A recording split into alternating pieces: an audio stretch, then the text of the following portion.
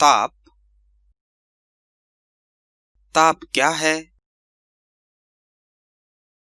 अधिक जाने, चाहे गर्म करो या ठंडा करो, अंत में परिणाम यही होता है कि कुछ समय बाद दोनों ही वस्तुओं का तापमान समान हो जाता है।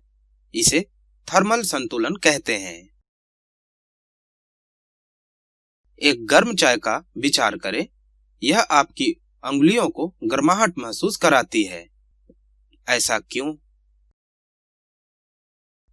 क्योंकि गर्म चीज ताप ऊर्जा के स्थानांतरण के द्वारा ठंडी चीज को गर्म कर देता है। लोग सोचते हैं कि ताप कुछ बिना भार की चीज है, जिसे हम क्लोरिक कहते हैं, जो कि गर्म वस्तु से ठंडी वस्तु में स्थानांतरित होता है।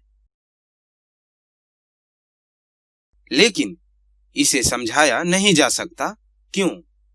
उदाहरण के लिए, दो ठंडी चीजों को आपस में रगड़कर आप उसे गर्म कर सकते हैं। अब हम जानते हैं कि ताप ऊर्जा का प्रकार है, जो कि वस्तु में निहित अणुओं की गति से उत्पन्न होती है।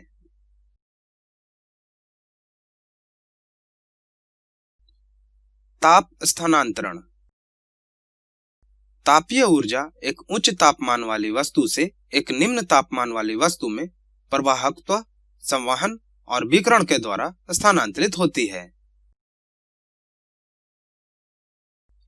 वह क्या है जो तापमान के प्रतिक्रिया स्वरूप थर्मामीटर में द्रव्य का तापमान बढ़ा देता है?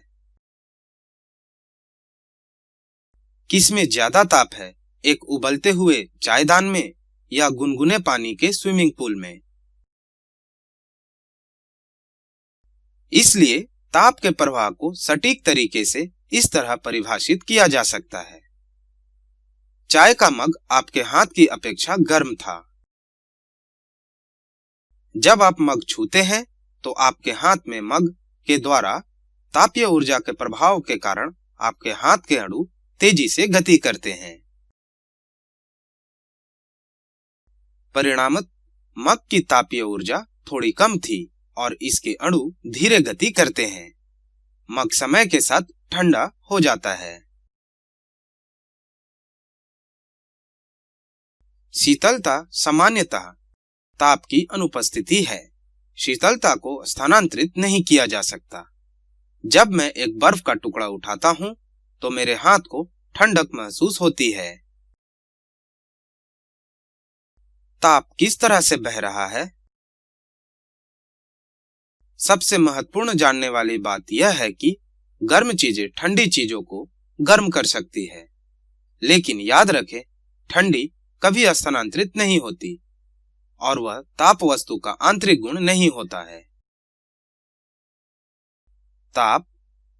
ताप के स्थानांतरण की प्रक्रिया निरंतर चलती रहती है, जब तक सब कुछ एक समान तापमान में ना हो जाए।